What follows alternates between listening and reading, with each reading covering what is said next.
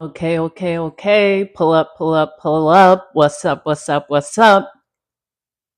I am Hope. I am here. I am live. And I'm here to help anyone who's looking to be a flight attendant.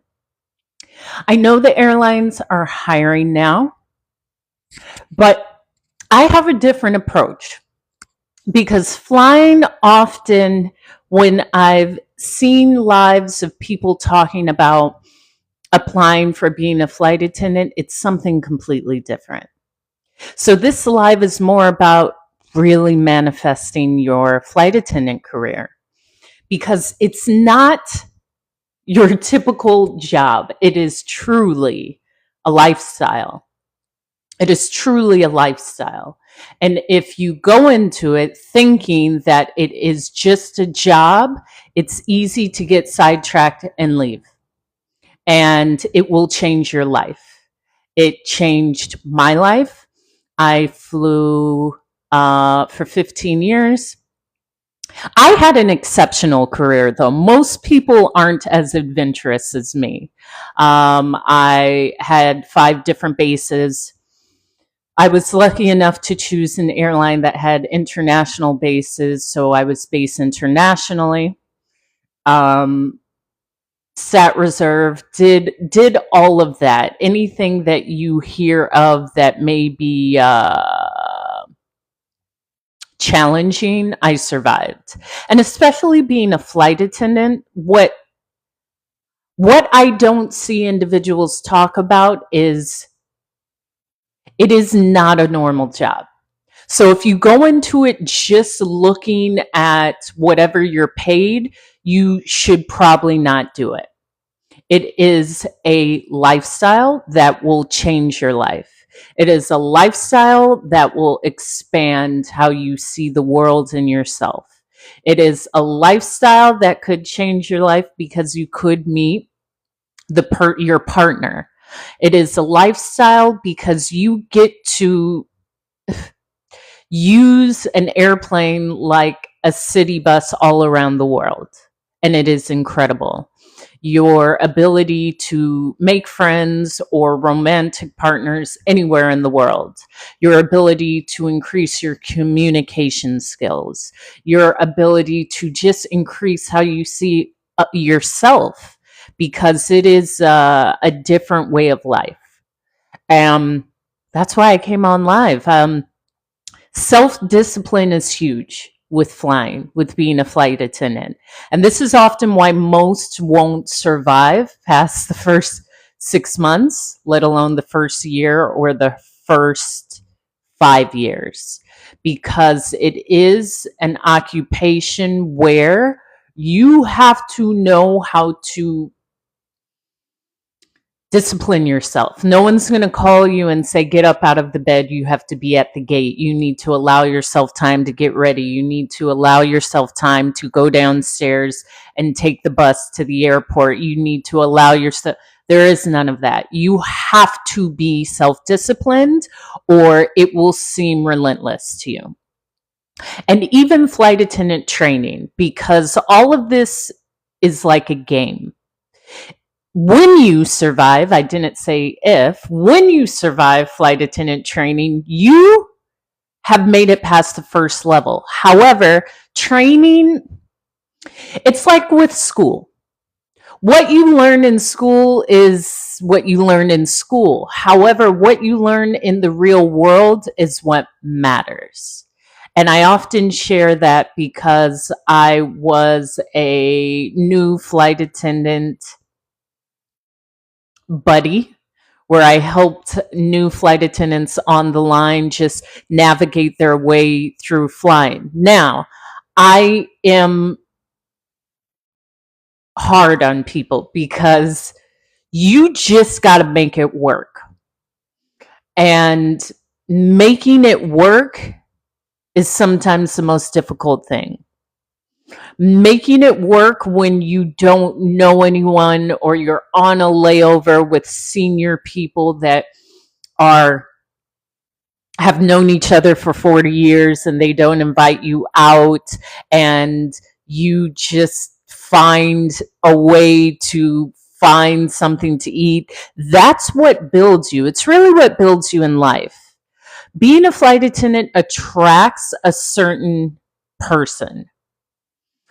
And it attracts a certain person because not only do you have to be disciplined, you really become accustomed with the comfort of being with yourself because you spend a lot of time with yourself.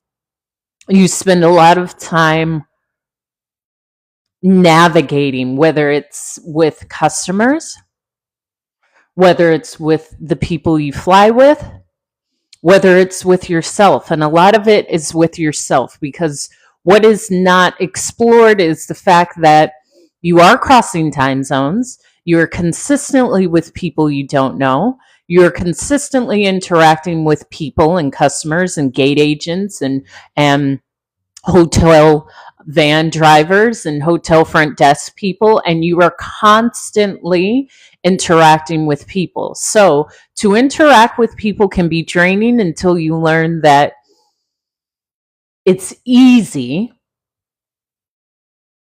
And it's easy just to be polite because you're often floating through this time and space as a flight attendant, as the face of the company. You are not you. So if your name is Rosa, if your name is Nicole, yes, you are there as Nicole, the flight attendant, but you are there as a representative for Delta or United or American or JetBlue or whatever airline that you're with.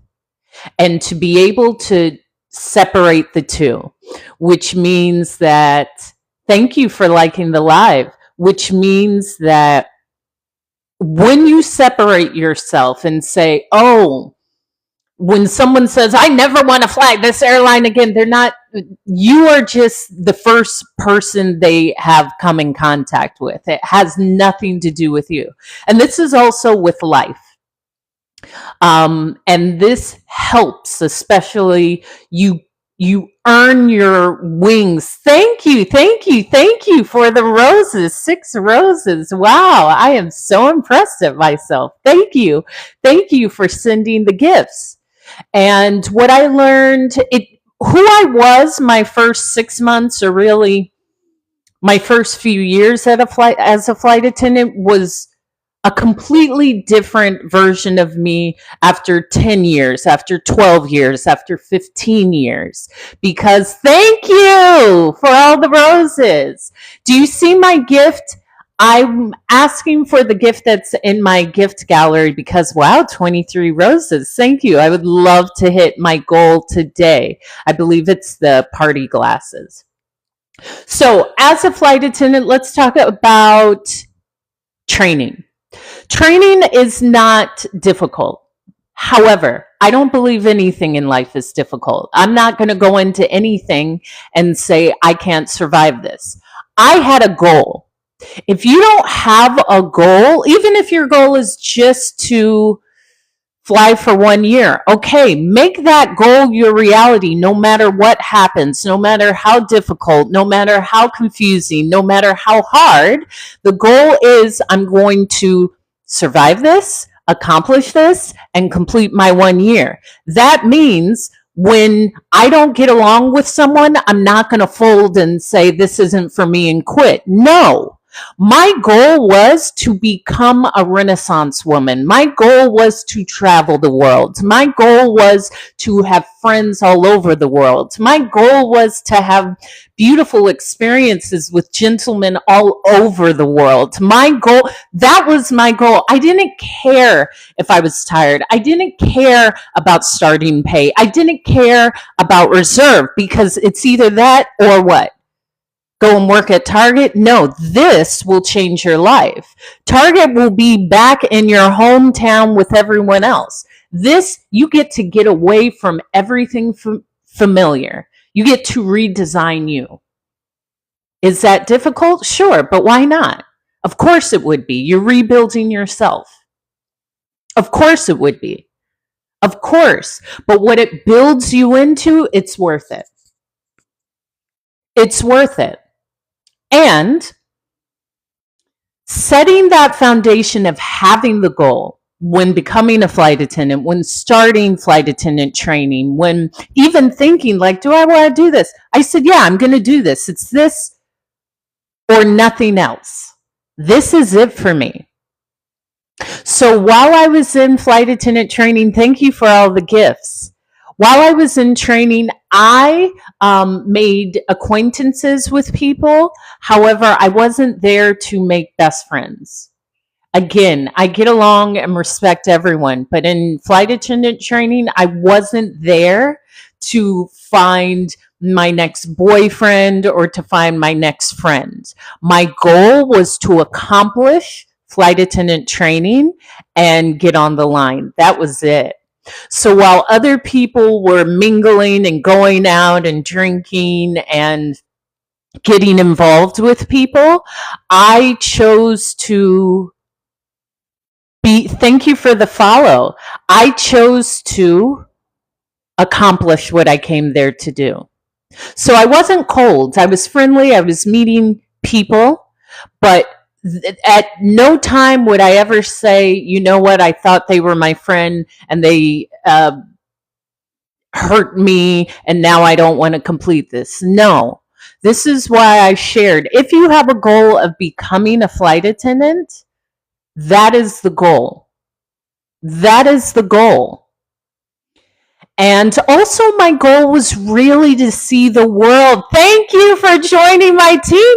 I believe you are my first team member. This is incredible. This live is about being a flight attendant, but it's about everything because after flying, let me tell you about this. I spent 15 years flying. I was based as a flight attendant initially in Washington, D.C. I then transferred to LHR, London Heathrow. And while I lived in London, I traveled most of Europe and West Africa. I also moved to Paris and commuted from Paris to London. I was then did something which I wouldn't advise you to do, and was actually kicked out of the UK. And then I transferred to JFK. So I was based in New York, and I flew out of JFK and LaGuardia. Then I was at Newark, and we flew out of Newark. We flew out of JFK. We flew out of LaGuardia. So I've had a few instances where I had to fly on reserve or just fly out of multiple airports. I never had a car while I was a flight attendant. And then once I moved to Maui, Hawaii, I transferred to San Francisco. So those were all my bases. For the bulk of my career, I was on reserve. I've been to just about 70 countries, so I have quite a ways to go. But 70 is not bad. And I probably hit 50 countries before 30. So when I was flying, I had a list of things I wanted to do. So something like partying and Mardi Gras, I did that with the best of them. Running the New York City Marathon. Like I'm a long distance runner, but even a marathon seems like such an untouchable thing. I did it twice because my company would sponsor the race. While I was based in London and living in London, whenever people came to London, I was always the tour guide. I love to show people around, and I have extensive knowledge of these places because I lived in Europe for a total of 7 years.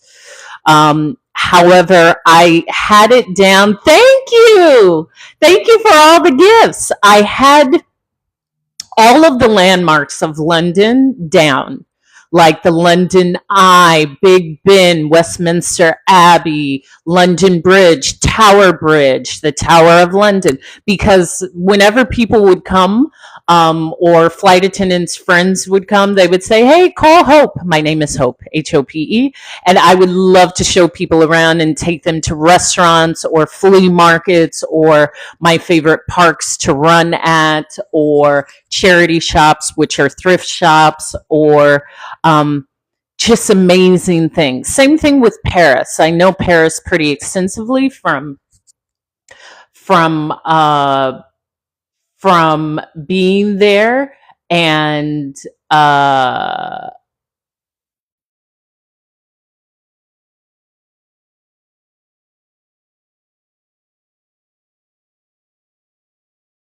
have not promoted anything, so I don't know why anyone would say that I've promoted anything because I haven't. I think that someone just did that. I did not promote any brand. So I don't know why that came up. I'm just looking because it says that I was promoting a brand, which I didn't. What's up, Tony the African? What's up? What's up? What's up? So, yes, as a flight attendant, and my dad traveled a lot, so I grew up traveling. However, I always loved to be the tour guide. That also came from, thank you, Tony the African, for liking the live. Share it, share it, share it. Thank you for being my title gifter. I love all of the gifts. Um, yeah, 5 different bases, 70 countries, you name it, I've done it. I also know a lot about work rules because I memorized my union contract. I actually did union work, and this is because I have acquired almost every. Thank you for the dolphin. I had acquired every disciplinary action, so you could ask me about anything. This is the ones you should ask. The ones who have possibly been in trouble, missed a trip, all of. I it was really not a miracle because I am a lucky woman. However, hi, Golden Guidance. I just saw, I don't know if you're in the chat, but I did see your message and I looked at your content and I love it. I love it. You're like my friend in my head. What's up, Golden Goddess? You are beautiful. And side note, I was talking about my flying career.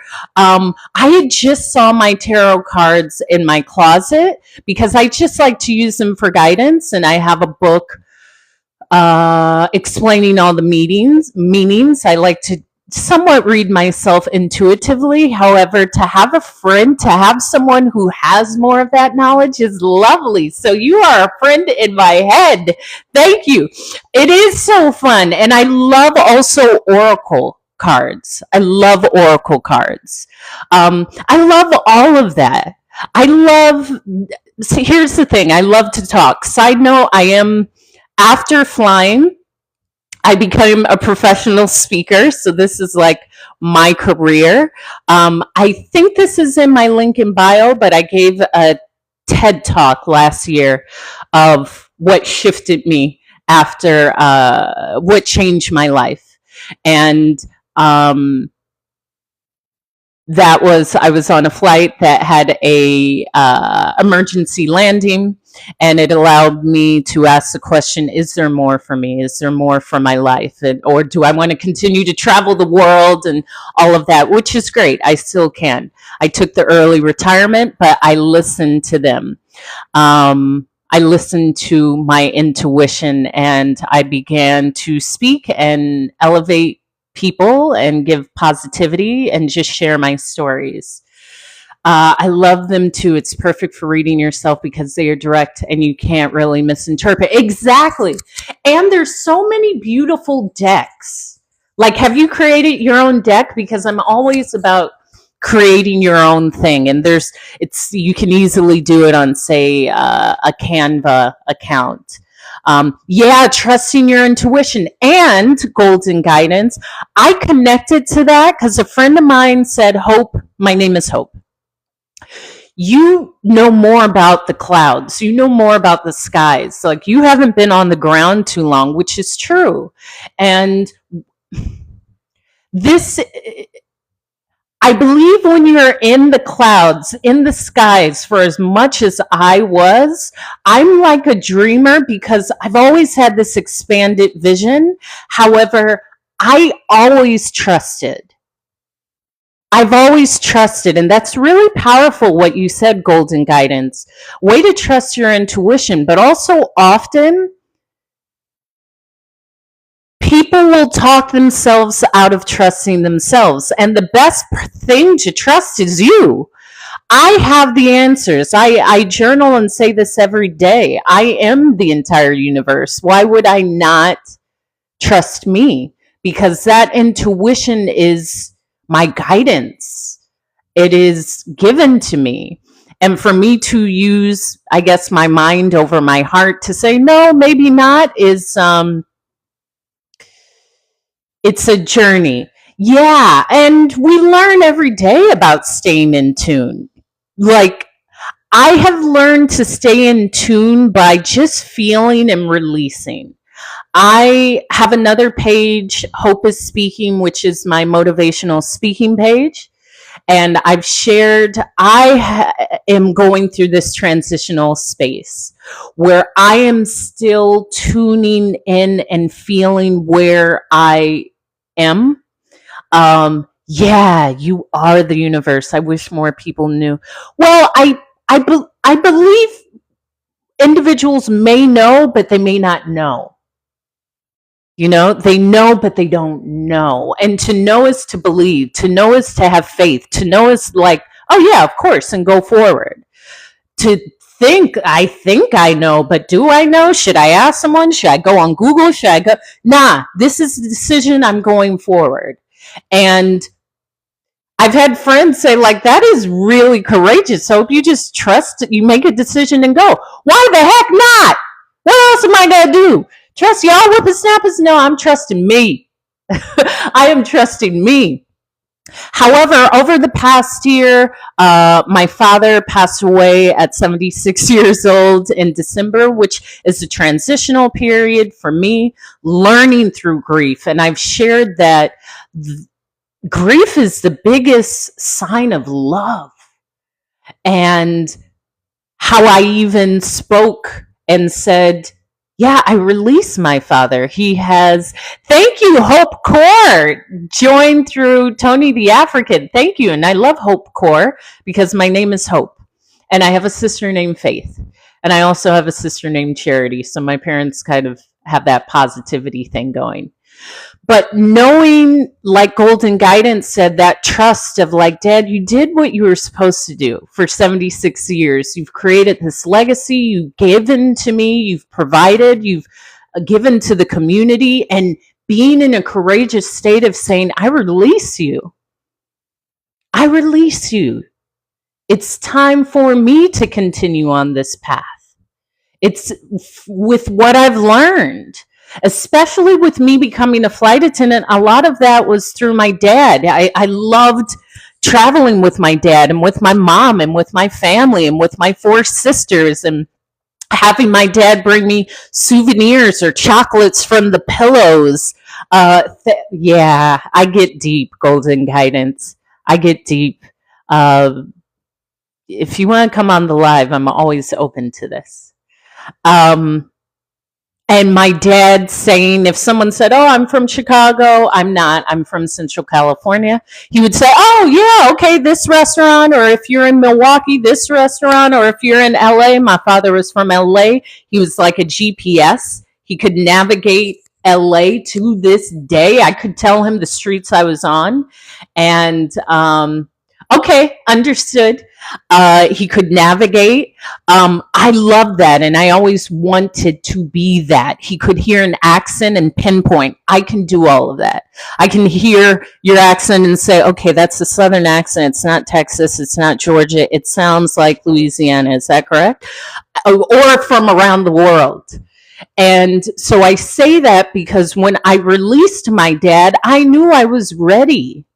And how powerful that is when we tune into ourselves and see our power and feel our power. Even me coming on this live to, I'll speak about anything, but it was really about manifesting being a flight attendant. I manifested that. I knew, like, I would always tell people, I'm going to travel the world and help people. And I started going to community college for psychology, and I was like, bump this. I was always in those GATE courses and all of these things. And it was cool, but I knew that number one, I love to learn. Number two, everything in life is learned. And number three, I know the best methods for me to learn. So if I can learn anything, if I know how to learn and I know the best way for me to learn, because everything is learned, I can do anything in life. And I also was taught that from my dad. So I would always say, I'm going to travel the world and meet people. I didn't know it would come in the form of being a flight attendant. And it brought me incredible strength, and it brought me incredible ingenuity, and it brought me incredible individualism, because I was away from anyone that I knew. So I believe the only way to grow is to be away from the people that knew you, i.e., your family, the people you went to school with, the people that would say, oh, look at her. When she was in school, she didn't. I don't care. So when my first base was DC, and I'm originally from California, that was my first move out of my parents' house. I'm away from everyone. I don't know anyone. I could show up as goth if I want to. I can show up as a whatever I want, because this is a new space where no one knows me. And it was so refreshing. And it was even more of a jump when I transferred to London, because not only am I in a new city, I was in a new country, a new society, a new way of being. So I got to strip myself of anything that I thought I was just because I am American or woman or whatever we label ourselves out of. Yeah, thank you. That's awesome that you just appreciate the time. Yeah, and I learned that through grief and through a few losses, that what we have is now. What we have is this time together. The future doesn't exist, neither does the past. What we have now is this time together. That's it. That's it. So in this time together, I will capitalize on that time together. And truthfully, I can always remember those beautiful times. And peso. That's something with intuition, trusting and knowing. And I can still connect to those people or places or ancestors or guides or whatever we would like to call them. I do that as well. And that's what I leaned into during this transitional time, because I find it powerful to feel your feelings, release, and learn. Also, often individuals don't want to feel. They don't want to feel that sadness. They don't want to feel that anger. They don't want to feel that regret. Just feel it and release it. Pushing it away and saying, I don't want. No, just feelings just pass through us. They aren't permanent, and we're supposed to feel them. We're supposed to feel our feelings. It is a powerful thing, and knowing that it is released and that it is for the greatest good of yourself. And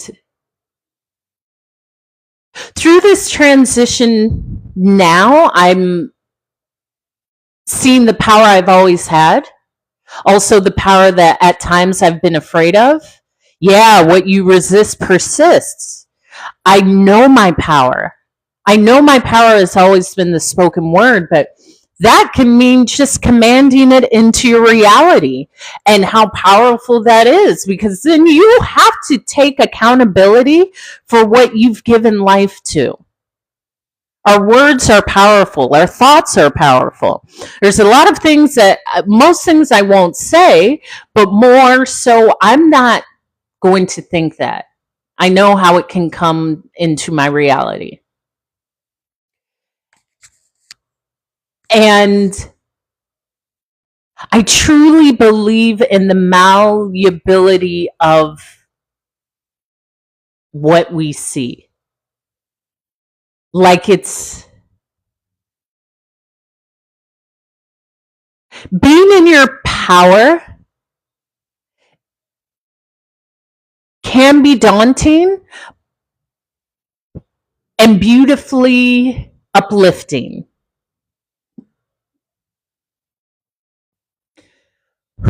And what I feel in this moment is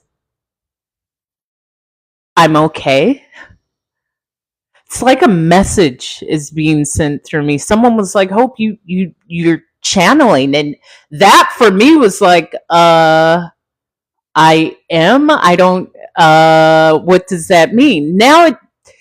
I don't put any. I'm still learning to release whatever these things mean and just allow and go. And someone needs to hear this, that we're okay. Like that thought of like, I'm not okay, everything's going wrong, how am I going to do this, how is it going to work? It always works out. And I'm also telling myself this too. It all works out, because why wouldn't it? Everything in life is perfectly planned for you. There's nothing out of place. There's nothing you've done wrong. There's nothing you missed out on. Thank you, Uniquely Magnetic. Yo, I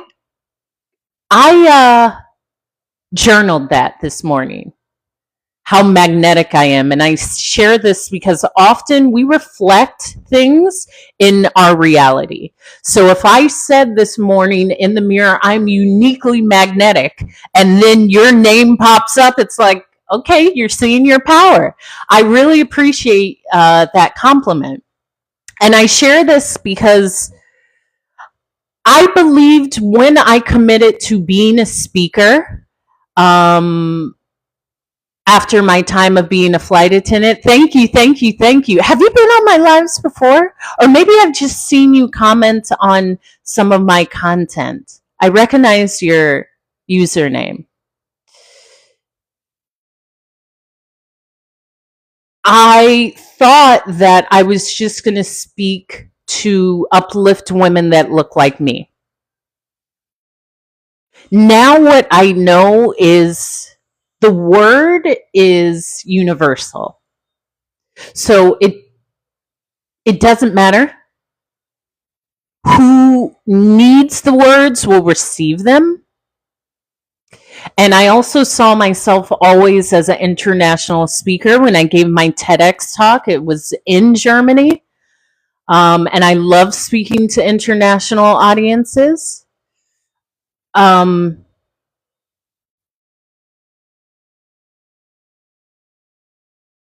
Yeah, everything is just working out. And I share a lot of my story because we all are going through the same thing. We're all going through shifts and gains and losses and redirections, and nothing holds me back, especially not money. I don't have that mindset. So the mindset has to change. The mindset initially, just a minute.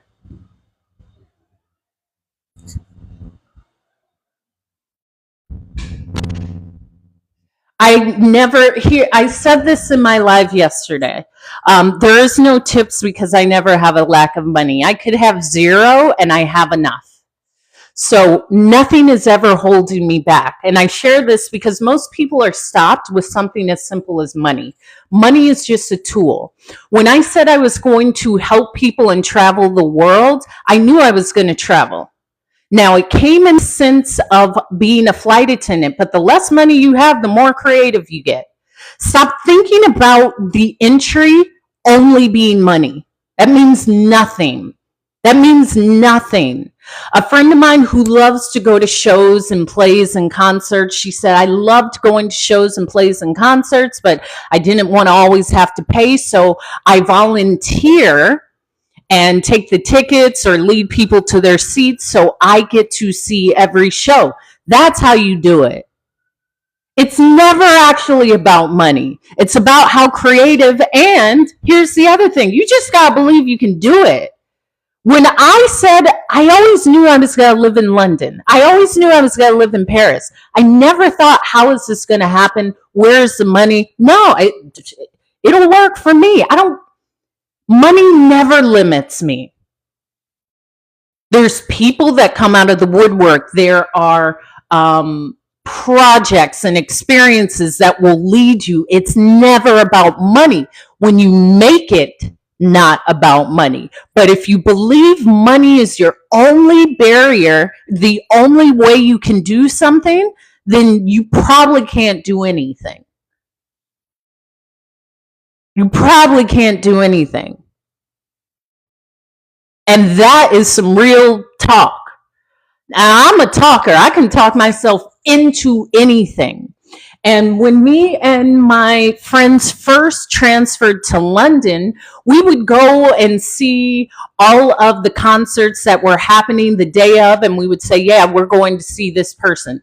Yeah, it's the truth, because here's the other thing. Let me step on my soapbox. I've had an incredible life. I have crossed off things that people only dream of just because I believed it. I didn't care about how. I believed it. And what you want wants you. My father also taught me about money, and he taught me about really the illusion of money. Most people believe that money is real. Meaning, if they're in a room with people that they perceive have more than them, they feel less than. They'll cower down. They will change who they are. Matter of fact, they're probably not even going to enter that room. They're not going to enter that jewelry store and ask to try on those diamonds or that ruby or that necklace, because they believe, because I don't have it, I will never have it. Why? You are able to do all things in life. So because you don't have it currently means that you never will have it ever? That's not what it means. That's not what it means. Maybe that's teaching you about how you actually feel about yourself and your worthiness, and how you've been programmed to believe what money is. Like, it's that going backwards to see, oh, shoot, that's what it is. Of course, I love money. Money comes to me with ease. I never have to. What I've learned is the less that I actively think or worry about it, the more it just comes with ease. Or something that I want to do, someone will say, hey, I have an extra ticket. You want to go? Or here's this opportunity here. Or money's always around. And yes, money is a tool. It is a resource. It is a currency that's always flowing to me. I don't need to hoard it.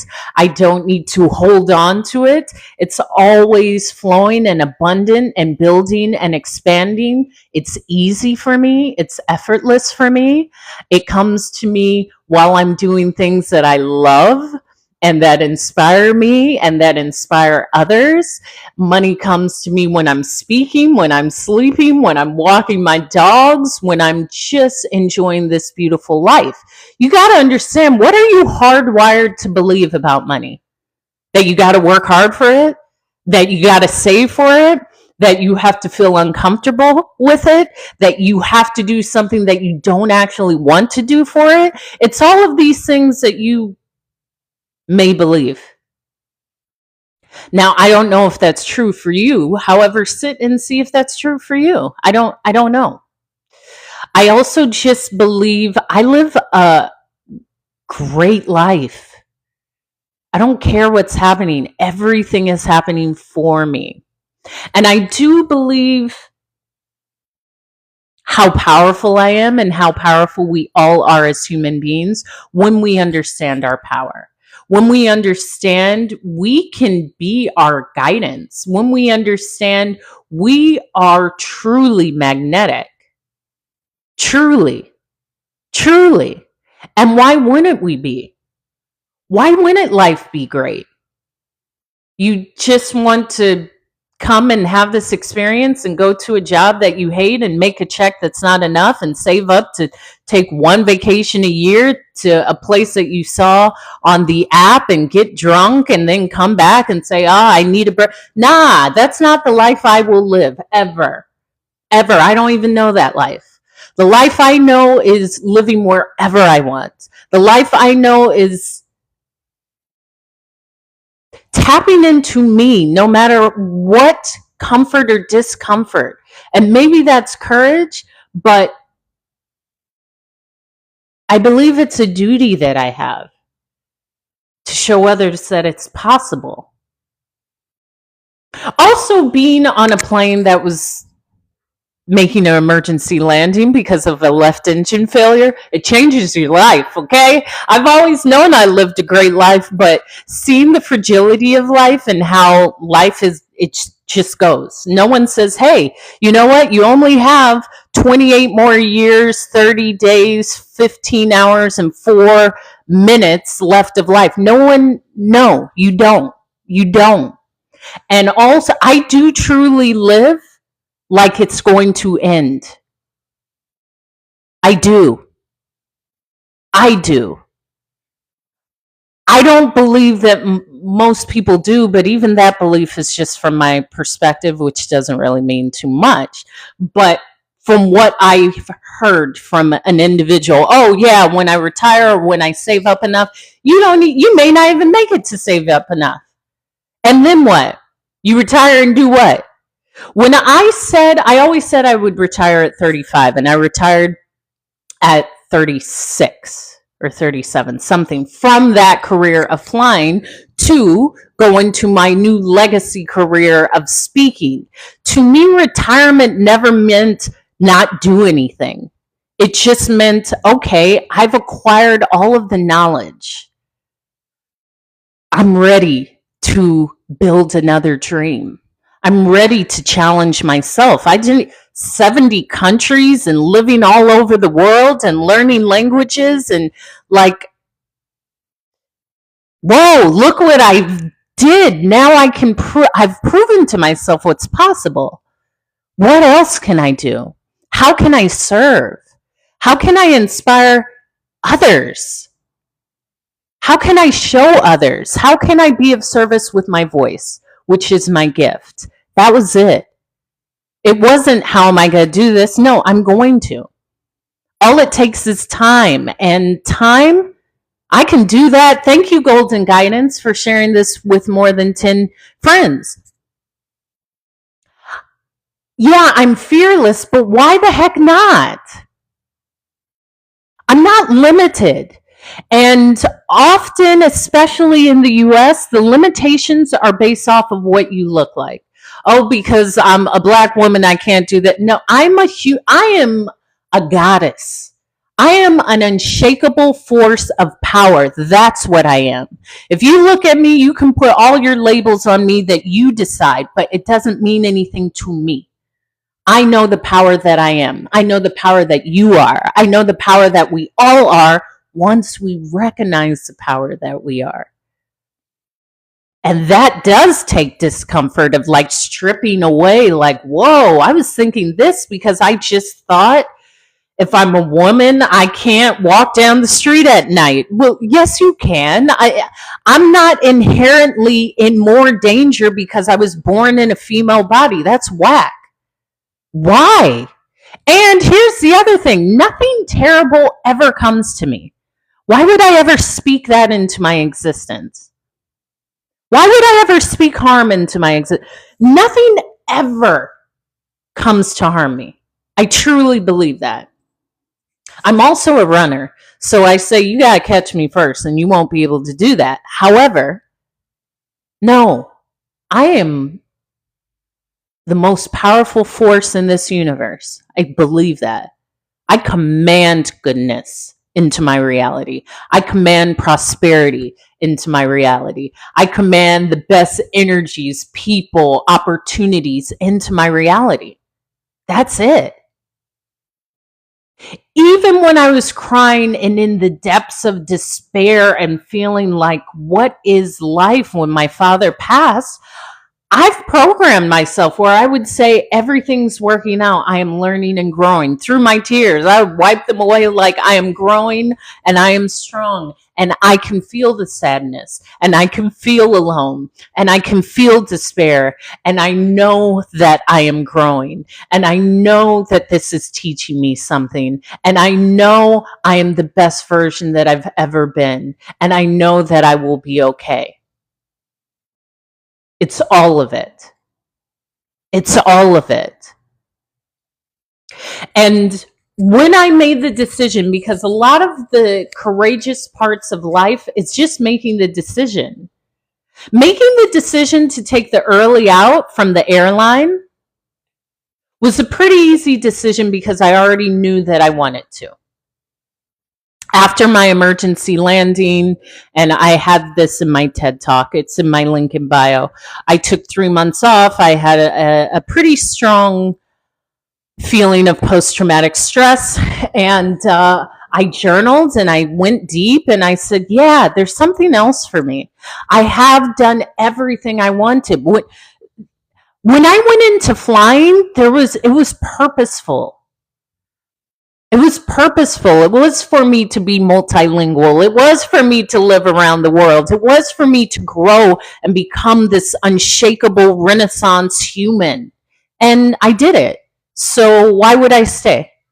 It's time for me to move on to something more. And individuals that didn't get it said, I would never leave the airline. I would never leave. What else are you going to do? I said, thank you, Lady T, for the heartbeat. Thank you, thank you, thank you. They said, what else are you going to do? I said, whatever I want. Thank you for the roses, Lady T. Whatever I want. What do you mean, what am I going to do? I'm powerful. You are powerful. Especially women. We are creators. There's a reason why we are so beautiful. Thank you. We are beautiful. We are magical. We are magnetic. We are powerful. We create life. We bring life. We nurture life. I don't buy that BS of, oh, you're a woman, you're less. Sure, I've never been told that by any woman in my family, ever. From any grandmother, from my mother, from my auntie. I know how powerful I am. And look at my beauty. And then, on top of it, I am smart and intelligent and well-spoken because there's some people that just have the looks. Listen, whatever you got, use it. Thank you. You're growing your hair out too? All right. Yeah.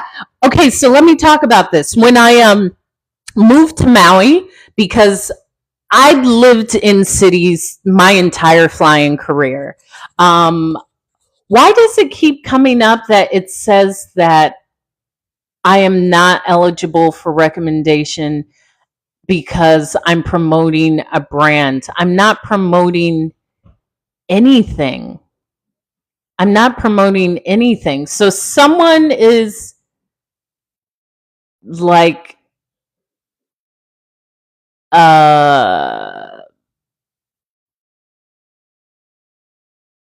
okay. So when I move, yeah, I'm just looking at this now, but it says my life is not eligible for recommendation and is restricted in search results because you may be promoting a brand, product, or service. The restriction will be removed once you turn on the content disclosure setting. Um, there is no paid marketing. That's okay. That may mean that maybe someone did that. I don't know. There's nothing that I'm promoting. However, that is okay. That is okay. It all works out for me, and that is okay. When I moved to Maui, Hawaii, I always love. I have TikTok Shop, yeah, but I'm not promoting anything from TikTok Shop. I'm just talking about my experience.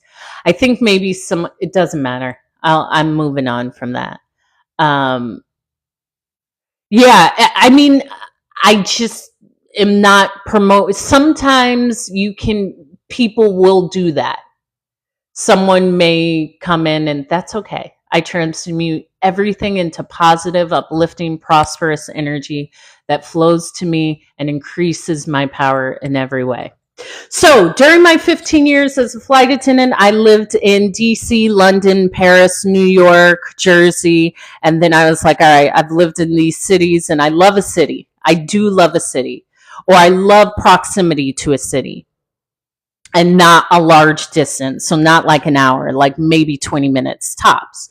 But I've lived in the world's best cities, but they're loud and they can be crowded and they are great. However, I always remembered one of my favorite vacations was when my family, my mom, my dad, my sisters, I have 4 sisters. Oh, okay, T, what city are you?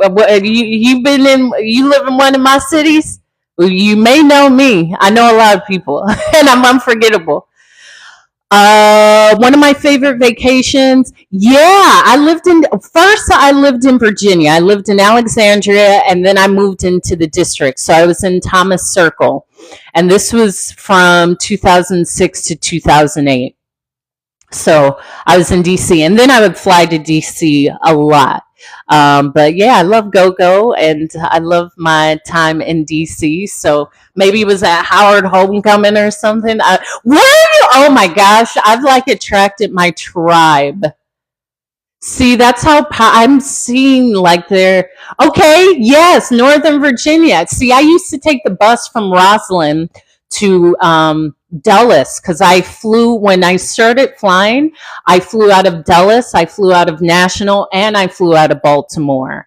So not Roslyn, West Falls. I would take the train from Thomas Circle to West Falls, and then from West Falls take the bus into DC. Now the Metro goes, I believe it goes to the airport, but yeah. And one of my best friends who went to Howard played lacrosse. So, oh, did you do for a lot of natural Georgia Ave? There was a woman, she was older and she was amazing. What was her name? Because I was trying to think of my stylist in DC because all of these women I have found, I've always had a stylist everywhere I've gone. So DC I did, London I did, the same girl when I was in Paris did my hair in London, New York of course. And they were like keepers of me. We found each other, and my hair, our crowns are so important. However, yeah, so VA, all of that. I know about all of that. Okay. So my favorite vacation with my family and my 4 sisters was to Maui, Hawaii when I was 12 or 13. And I remember saying like, this is amazing. This place is like heaven. I want to live here. And I've had a list of places I wanted to live. So I'd crossed them off. I'd lived in London. I lived in Paris. I lived in New York. And New York was by fault. I don't actually like New York. I think New York is whack. I don't think it's a great city. I think it's good for a short amount of time, but I don't think it's great. And I did live there for years. My sister still lives there and has lived there for about 20 years. So after the emergency landing, because the flight I was working had a left engine failure and I had post-traumatic stress, and I took off 3 months, and I started writing, what do I want? Like, deeply, what do I want? Where do I want to live? Am I living where I want to live? No, I'm living in a beautiful brand new apartment. I can walk to Whole Foods in 10 minutes. I have a beautiful gym, floor to ceiling windows, hardwood floors, stainless steel. I have all of that, but I'm only here for convenience to the job. Yeah, exactly. New York is one of those locations where you come to build or get what you need and then leave. For myself, it is just too masculine and phallic, and just when I'm there, the energy is not conducive for myself. There's certain places in the world that I have felt that. Yeah. And I also believe I can do anything, Lady T. So it was never like, I can't. Here's the other thing. I had the golden parachute because I took the early retirement in 2020 during COVID. So I received all retirement benefits and my travel benefits and everything. And I was ready. After that emergency landing, when I started saying, where do I want to live? What do I want to drive? What do I want to feel every day? I don't want to smell human urine and ambulances. I want to smell plumeria and mangoes, and I want to ride my bike, and I want to walk on the beach every day, and I want to hike. I love the outdoors. Well, see, even with that golden guidance, most people in New York aren't rich. I don't think you have to be. I just believe your quality of life isn't great. Your quality of life isn't great. I mean, I live in Hawaii now, so I know when I go outside, it's going to be 80 degrees. Unless it's the winter, it may be in the low 70s. Even if I just don't think the quality of life is great. I like to be outside. I love the walkability of New York. I love the variety of New York. Yeah, I understand that too, but I'm not going to be around struggle. No way. However, I understand your experience. I understand it. Okay, I was just in Charlotte. I had a speaking event in Charlotte 3 weeks ago. Because my sister lives in Charlotte. So I was just in Charlotte speaking at an event for Black women who have chosen to be child free. So, yeah, I got specific. I want to be by an ocean. Do I want to be in the south of France or the south of the UK? Those are cold oceans. What do you want? And be specific. And I remembered that favorite vacation. And my top 3 places that I was going to move to was Tokyo, Japan, Bogota, Colombia, or Hawaii. And I loved Colombia because healthcare, education, what it would bring out of me, how it would perfect my Spanish, because they have a perfect grammar usage in speaking Spanish. Japan, cool. Always, I had already done the Europe thing, wanted to experience how I would develop in Asia. And a friend of mine invited me to Maui. And this was years after I had went. And I was like, this is it. The feeling, the mana there. It's just life-changing. And so when I moved to Maui from New York, I'm getting to my hair. I've always had beautiful, thick, curly, long hair. And listen, I swim in the ocean every day, and it doesn't matter how much you rinse your hair, there's always sand in your hair, always sand. And it was that beauty of adaptability and transitioning.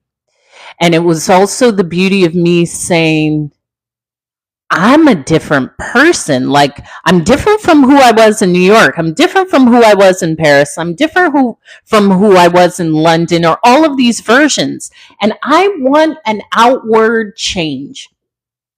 And I woke up one day and said, I'm going to shave my head and dye it blonde. And that's what I did. And it was so freeing. If you go to my YouTube channel, which is Hope is Speaking, I have a video under my daily TikTok lives entitled Change Your Hair, Change Your Life. And it's me buzzing off all of my hair and bleaching it. And it was freeing, and it was empowering, and it was shifting, and it was incredibly cathartic. Because also often as women, often we're told like our hair, exactly. So you understand, T, like don't touch your hair, and your hair's so beautiful and your hair's so long. Now I get to define it. I get to define my beauty, and I am beautiful. It's not for you to define my beauty through the length of my hair, or the texture of my hair, or the color. No, I get to define it. And I'm shedding. In several cultures, the shaving of one's head is the releasing of your former self. And I loved it. I loved it. I'm always beautiful. However, the beauty I feel with my shaved head and just going into the ocean and feeling the salt water cascade off my scalp, and the sun beaming on my crown, and like just getting up and getting in the shower and going like, and how our face and our structures and our skin stands out with that. It just is incredibly powerful. It's so powerful. So the blonde that you see is from when ages ago of when I bleached it, and I love a grown out look. I love a dark root. I love it. Um yeah. Yeah, New York you don't oh, I love it. I love it. I love it. Moved in 2019 to Hawaii. And what I was saying was, in New York, to me, it's just not a quality of life. Even if you make 4 million a month, okay? The quality of life isn't there because, oh, she must have been in Oahu, Honolulu. Because first of all, the snow, don't want it. Don't want it. And that's coming from a person who's lived in snow, whether it was DC or Virginia or New York. No. Living in London, great city, but it's dreary and rainy for like most of the year, for all but 2 weeks out of the year. I don't care for that. I love sun. I love being outside. I love putting on a bikini top and cut off shorts. I love being able to access the ocean. I love hiking. I love being able to forage or pick my food. I will live where I want. I'm not ever going to be dictated on what I perceive the cost is. The cost is how I feel. New York to me, and again, I was flying, so I wasn't there 365 days a year. That is like, ooh, I don't feel that's heavy. I don't feel that's healthy. And I'm disconnected from the earth. I always have to wear shoes. I like to put my feet in grass. I like to connect with the earth and ground. And just it's just too loud. I enjoy my silence, and even understanding when I came to Hawaii felt the most like not being in the US. And often in New York, there's this feeling of I got to protect myself. Like, I don't know what's going on. I don't, like, you're always on alert. I don't feel that that is healthy for anyone, specifically a child. Like, you're always just on high alert. Now, I enjoy it for small amounts of time. I could easily go for 3 months to New York, but nah, nah. No. I much prefer any other city. But going back to that space of trusting myself, because I'm in like a trust fall right now, where I'm truly choosing faith, and I'm truly saying, of course it's me.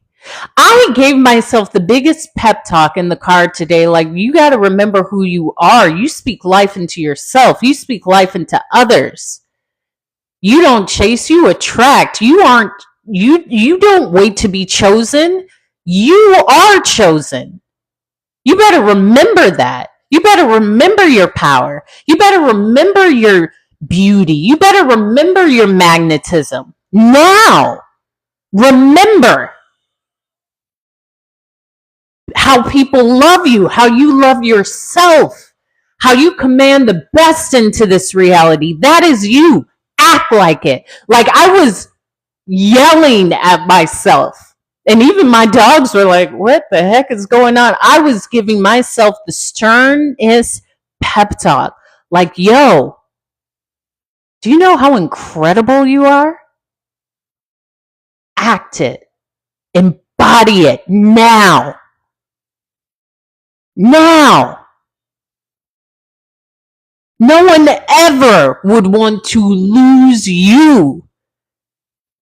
Act like it.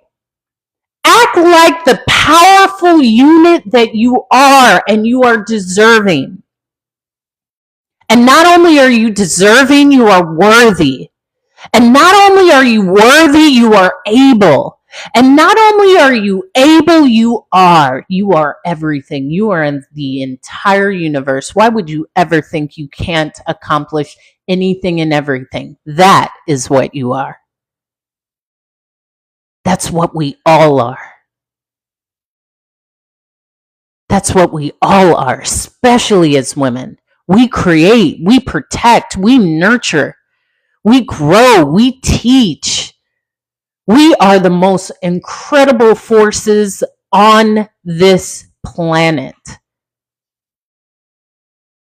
From our wombs, from our minds, from our hair, from just the beauty that we are incredible. And I share that because to know your power is to embody it and not doubt. Why the heck would I doubt? Why would I doubt the incredible power that I am? I would only doubt if that doubt supported the low thinking of myself, or that loser mentality, or that woe is me. Nah, no, no, no. I'm a winner. I am chosen. I am loved. I deserve. And I'm sharing all of this because I say this often when I speak, to speak these things. As golden guidance came in, just your name is enough. That was a confirmation for me. That was a confirmation. Just looking at your content, because again, there was a space where I didn't even want to create content. And when I started my other page, Hope is Speaking, it was specifically as my speaking page. And then I started this page because I said, I want to, all my content is always has an undertone of positivity. However, this is for me to show up as me. Like, really to separate the two. But there was a time where I was afraid. Why would you be afraid to show yourself? Oh, because you have that fear of being seen. Oh, because you have that fear of being seen where you believe you're being judged and laughed at, or whatever negativity. Go be seen. Someone needs to see you. That's it. And my niece, who is 14, said, yeah, I would post more, but I don't know. I'm afraid. I said, that's the fear of being seen. You are just thinking that others are judging you, but it's actually you judging yourself. She said, oh, that's exactly what that is. I said, yeah, no, be seen. Create. You are cool. You are a cool little New York kid. Like, create. Stop judging yourself. Even when I started speaking professionally, it was like, wow, I'm going to do this. People are going to see. Exactly, Lady T. Hold on. Let me just follow you right now. I just followed you. We probably know someone in common, or it has happened. Yeah, exactly. And that's okay, because sometimes it still comes up. Acknowledge it. And I say, feel the fear and do it anyhow. Feel the fear and do it anyhow. Fear is there to protect us. Fear is there because it's saying, whoa, uh-oh, golden goddess, we do not know this. And so we are going to do everything, create every scenario, throw out every idea to keep you safe. And thank you for that, and I will do it anyhow.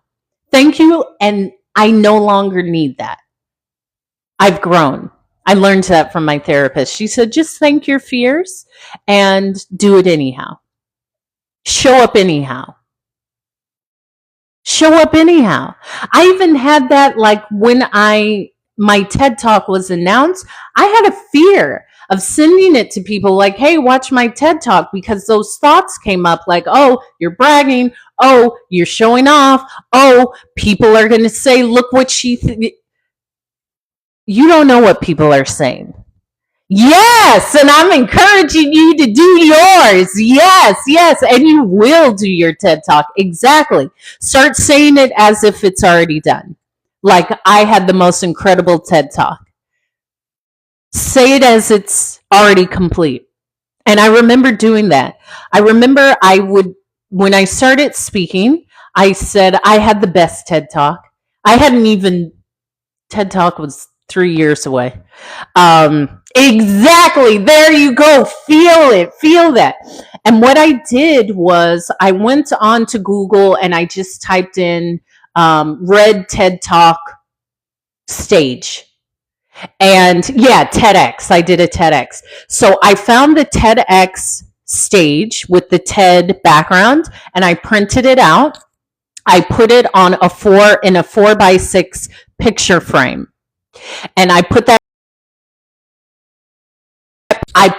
that picture frame on the left bedside table of my bed. So every time I went to sleep and when I got up, I would see this TED stage. And I also superimposed myself. So I had the TED background and TED stage. And I also superimposed myself. So I had the TED background and